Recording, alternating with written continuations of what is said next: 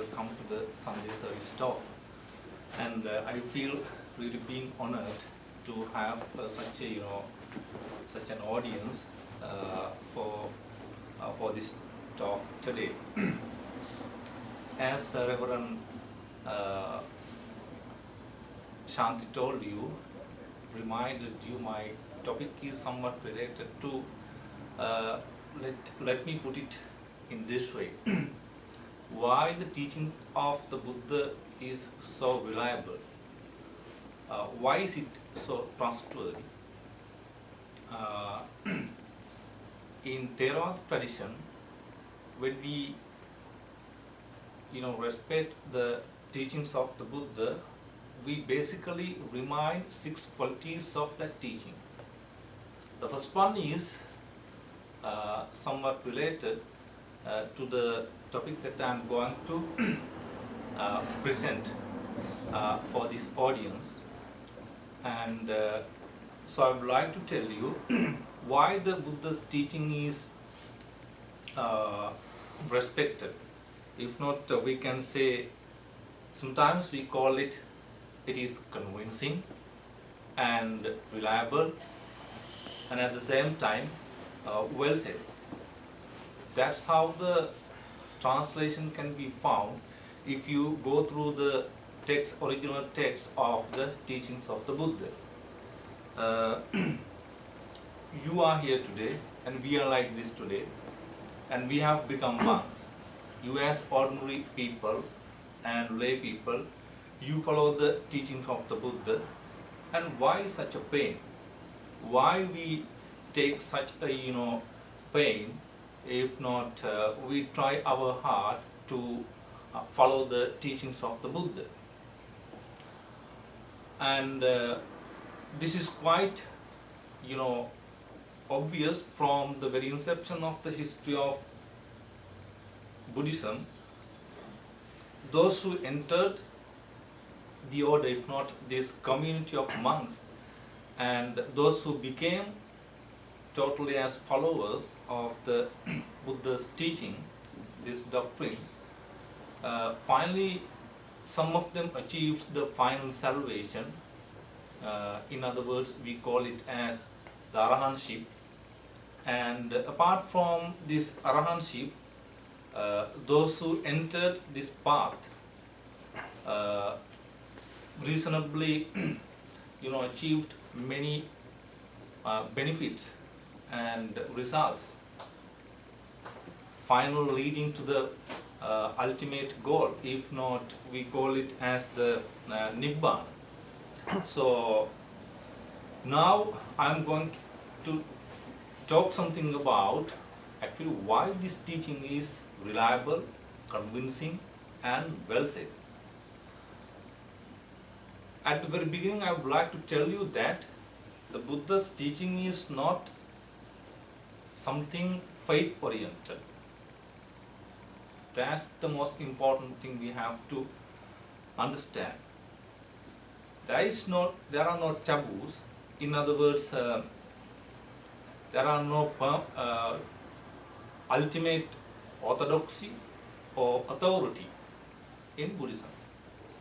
Suppose if you are not satisfied with the teaching of the Buddha, and if you have doubts, and if it is still not convincing, you have the freedom, you have the free choice. You are free to question, explore, examine the teachings of the Buddha. Now, for instance, when we talk about the basic teachings, fundamental teachings like Four Noble Truths, okay. Then the second one is the theory of causation, causality, dependent origination, whatever the way we put it, and the Eight Noble Path, and the 4 foundations of mindfulness, whatever the way we, and the other one is the theory of karma. Those things, when we take into our consideration, suppose if you are not satisfied with that, if you still having some doubts, you have the freedom to ask questions, to investigate, to examine it. There is no sin. But in other religions and some orthodox religions in the world, it's a sin. If you have a question, you have no freedom. You have no free choice to ask questions and to get it clear. And those who are attending the Pali class know very well. Now, since I have talked to you the 6 characteristics. What are the 6 characteristics, if not features, qualities that you can find in the teachings of the Buddha? If we do not ready to tell it as something faith-oriented, something ultimate authority, something ultimate orthodoxy, then what is the nature of this teaching? How we can take it into our day-to-day practice and into our intelligence? Now, I think you may have heard of the 6 qualities, if not the 6 basic. There are more and more qualities that you can find in the teachings of the Buddha, but the basic 6 qualities, the characteristics that you can find in the teachings of the Buddha are like this. In Theravada tradition, we say the doctrine, of course, some people translate this as doctrine, teaching, and at the same time, I have seen in some of the Tibetan books, this has been translated as a kind of method. They do not agree if it is translated as teaching or whatever method, teaching or doctrine. I think it is better to use the term here, teaching, because it represents totally what the Buddha explained in his career. So the teaching is the first quality of the Buddha's teaching is that doctrine, that teaching is well said. That doctrine proclaimed well said, well explained, in other words. Then the second quality, that the bliss can be experienced in this world itself. Happiness, bliss, or the ultimate results. If not, there are more and more results beyond that also. Something related to our worldly life, So those results, benefits, if not this bliss can be experienced in this world itself. No need of waiting for the second birth. Since we Buddhists believe rebirth, no need of waiting for the second lifetime. So that is the second quality. Then the third one is, as I told you, let me put it again, the teaching is proclaimed well, then the bliss can be experienced in this world itself. The third one is, it is timeless. This teaching is timeless. In other words, this teaching is applicable to any period in the history of humankind. That's why it is timeless.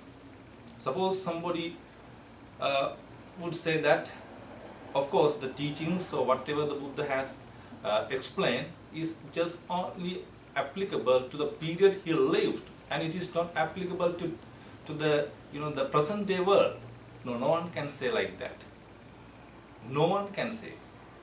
Sometimes, it is true that you can find in the teachings of the Buddha that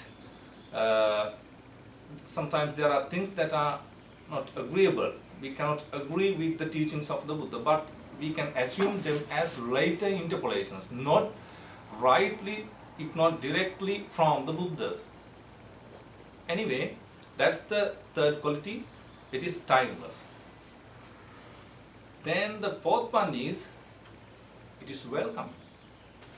Buddha says that, it is not just because of respect or orthodoxy or reverence, that you must believe, you must practice this path. Just only because of respect, you cannot have a validity. Okay, you cannot value this teaching.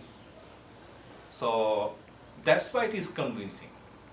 That's why it is trustworthy. That's why we say we believe Buddha's teaching is something well said. So it is welcoming. Buddha says that come and examine. You always have the choice. You always have the choice. And the fifth one is, it is leading to the salvation. The final goal that we believe as Buddhist, the Nibbana, salvation, the summum bonum of Buddhism. What is the summum bonum of Buddhism? To get rid of this all bondages, sufferings, and like that. Basically from the samsara. That is the fifth quality.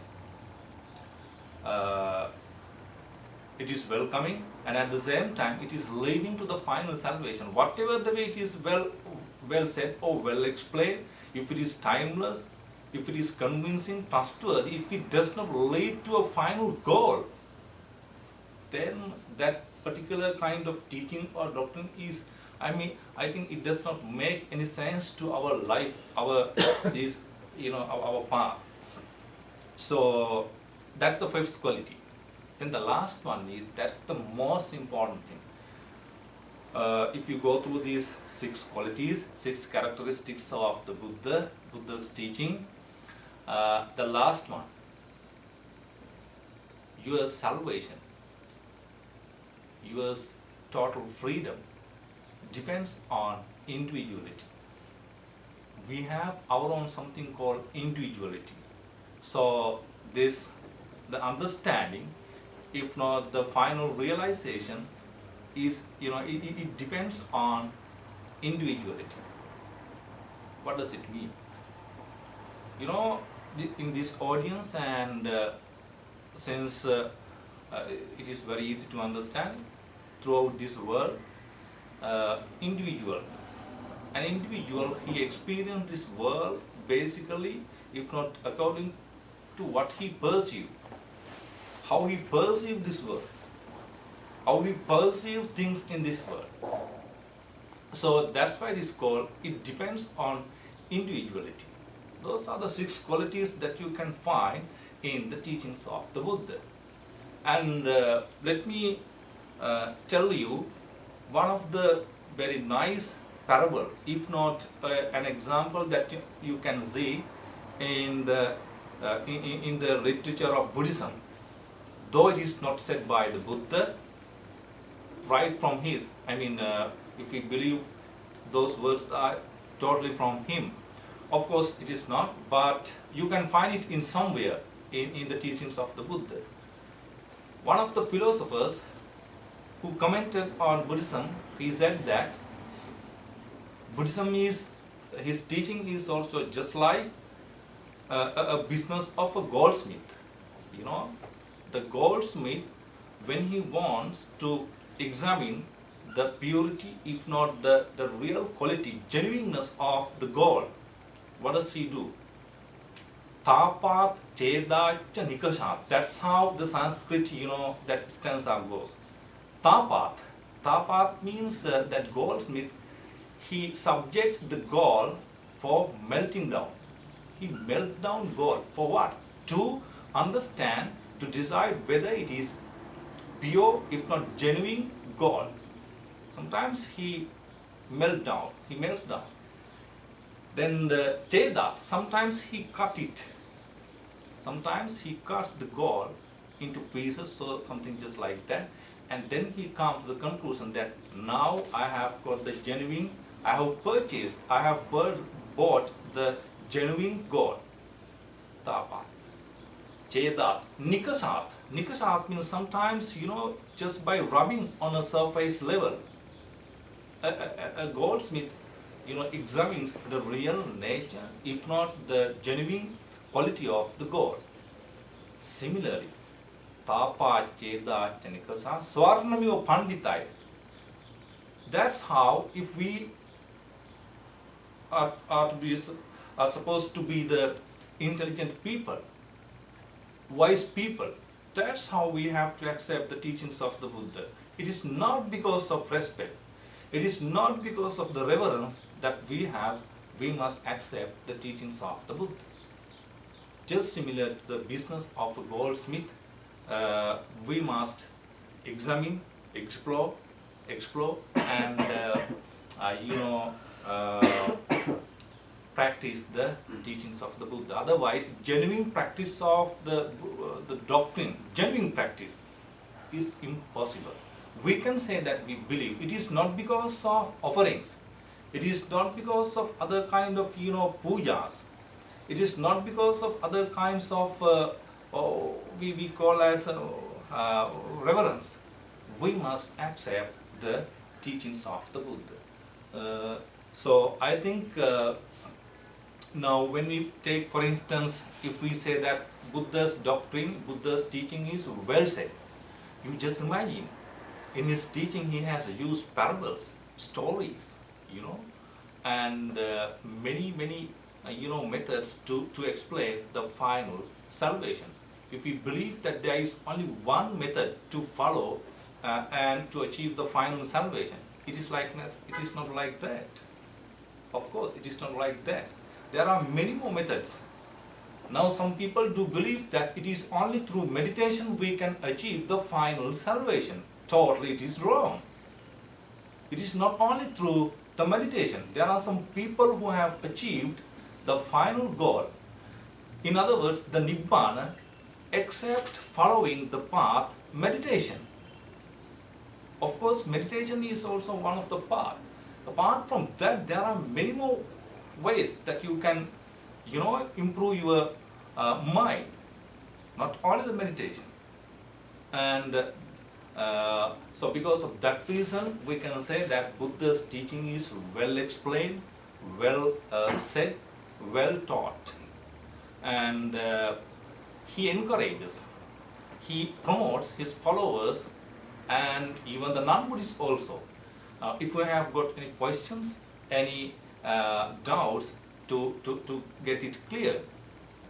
And finally, since I have got only a very short period of time to finish my Dhamma sharing with you, I would like to tell you that it is still the genuine aim, if not the target, can be achieved, since it is still preserved in the teachings of the Buddha. Of course, as I told you earlier, there may be later interpolations. Some people who lived after the Buddha, and even today they try their best to assume and to say that this is the teaching of the Buddha, but it is not. And they try to assume it to the Buddha, but it is not like that. We can, if we are living with the Dhamma, with the teachings of the Buddha, if we try to learn it, we can understand. So basically, the Buddha's teaching is in Theravada tradition, even in Mahayana tradition, but the genuine message is still preserved in that teaching. So what we have got to do is we have to study. There are many more methods that we can teach, that we can learn, study this teaching, practice this teaching. You can listen to the talks which are really enlightening. If the talks are just only on rubbish, whenever a talk is given by the disciple of the Buddha, Buddha says that it should always be headed to the final salvation.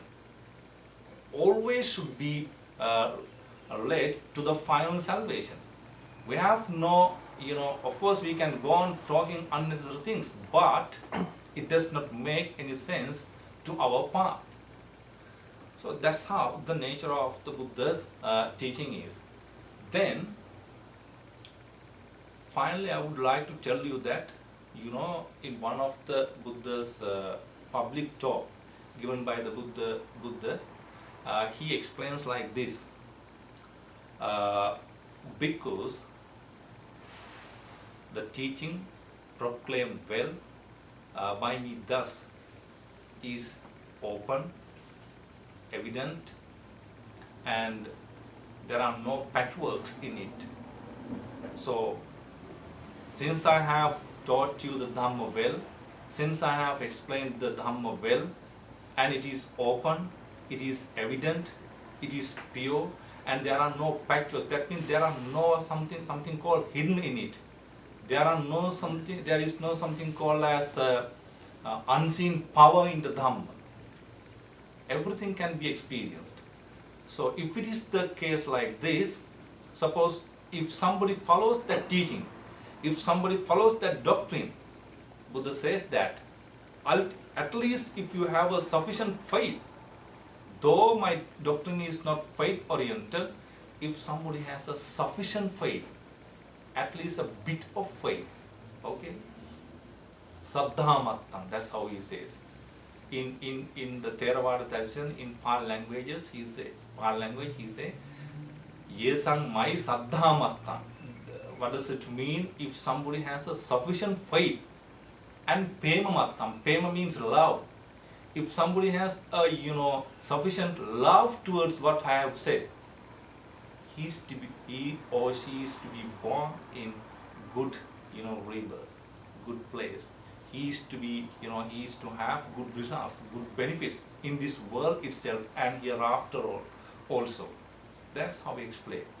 So this is the nature of the teachings of the Buddha. This is how I can put this idea in front of you today, and ultimately everything is clear.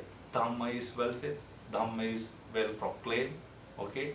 The bliss can be experienced in this world itself, and it is timeless, it is applicable to any period in this, in our life, and at the same time it is welcoming, and it is leading to the final salvation. Finally, it depends on individuality.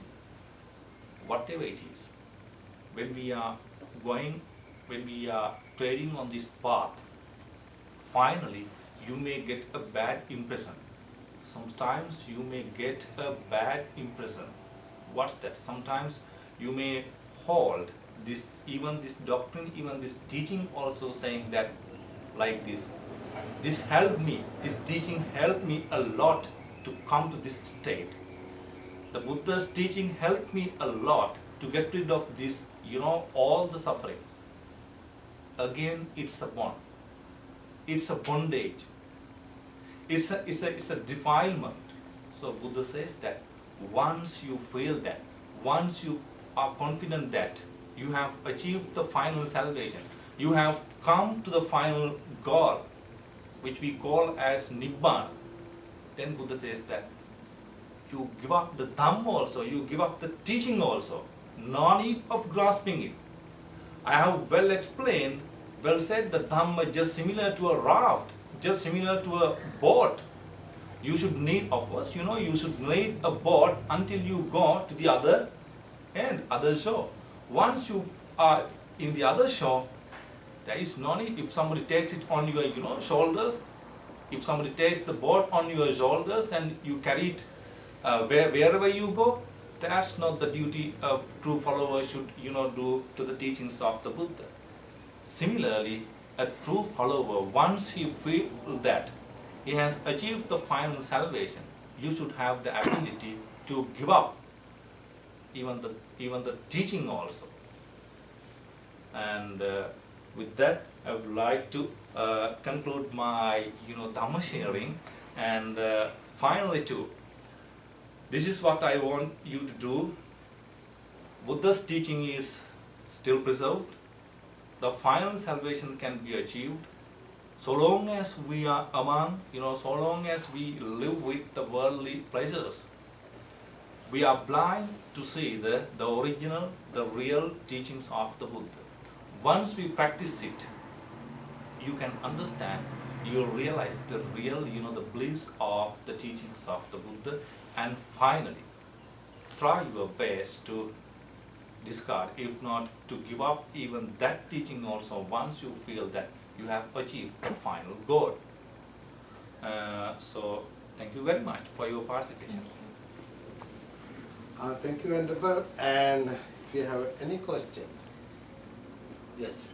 So, you talked a little bit about how different people have had maybe different interpretations of what the Buddha said after.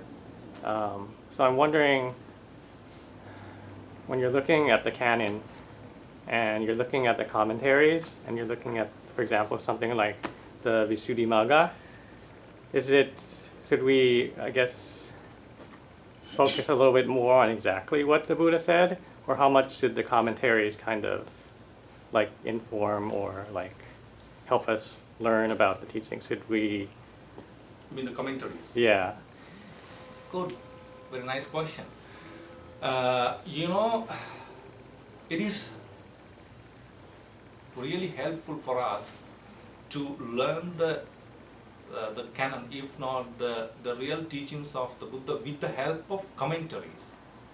Commentaries are very, very helpful, but we should not trust always the commentaries, because commentaries, commentaries did not come, if not, it did not derive from the Buddha. That's why in a later period of time, those who compiled that literature, commentaries, they introduced their own ideas. But still, if we try to take the essence of the Buddha's teaching, we always should trust on the canon. Our trust always should be based on the canon.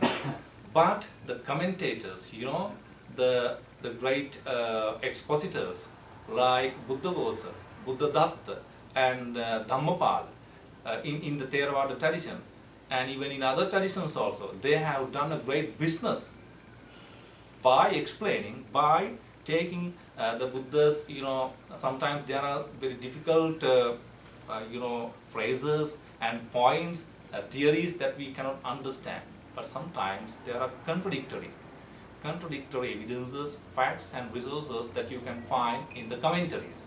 Commentaries are very helpful, but you always should try to refer the original teachings that is preserved in the text, as we call canon.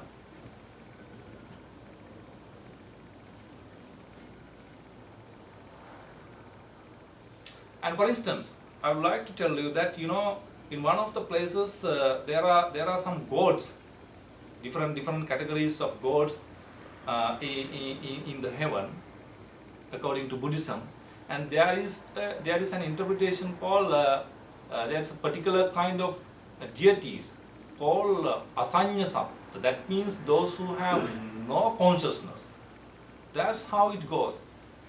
In that realm, in that deity, in that world, the tradition says that they are without consciousness. But how would it be? It's impossible. It's not in the original teachings of the Buddha. But the later commentaries, they also tried to emphasize and at the same time to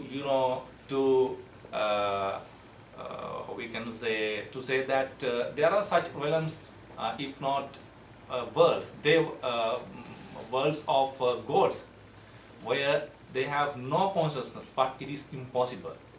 When we go and when we talk, discuss the original teachings of the Buddha, it is totally against it.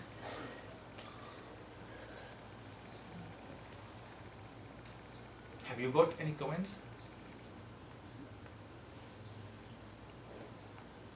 Because Buddha's teaching is welcoming. You can question anything you like. Well, you have to question. Yes, you have to question. You can't. always should examine the teachings of it. That's why I told you. It's not just because of reverence for the Buddha or respect for the Buddha. You should follow this path. Suppose tomorrow you are like this, today you are like this, and tomorrow sometimes you may get a doubt, but it is not a sin. It's okay. You always, and at the same time, if you have the doubt and suspicion that whether Buddha has achieved his Buddhahood, you can question. It's not a sin. That's how you must accept it.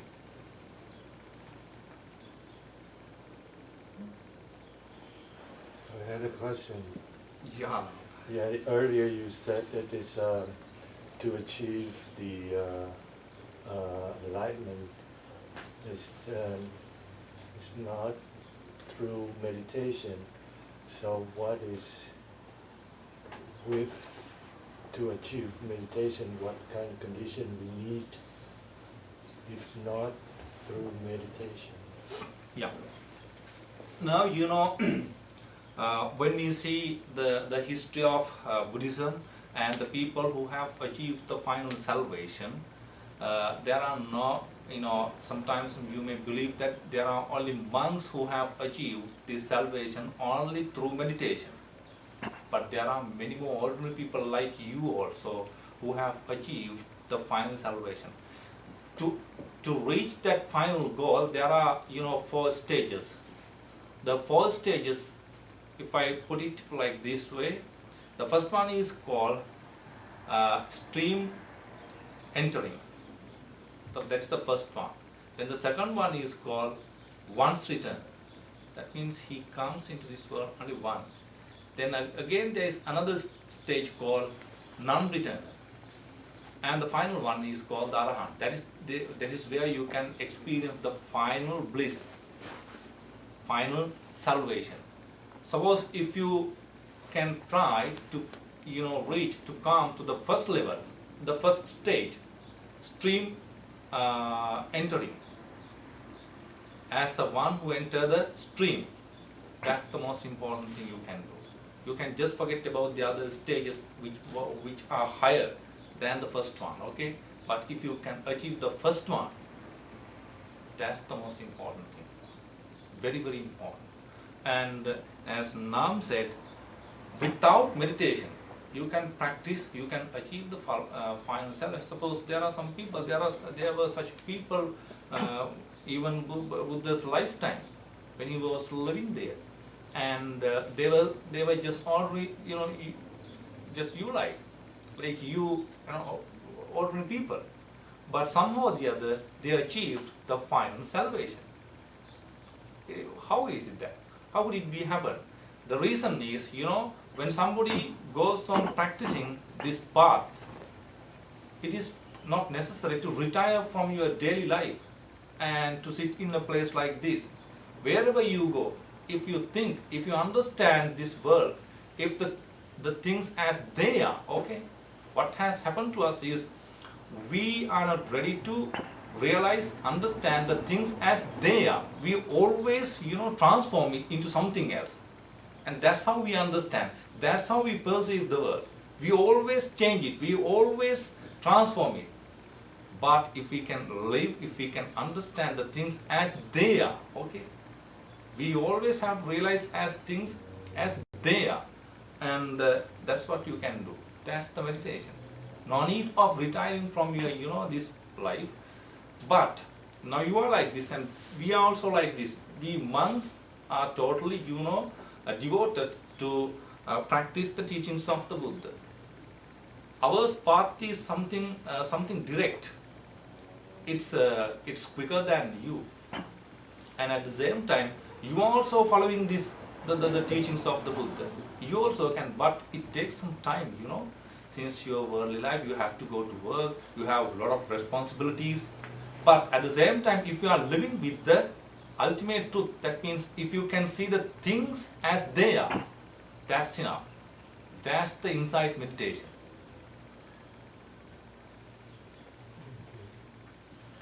Thank you, Pannaloka, and I think the Nam's question again, I think we should go a little bit there.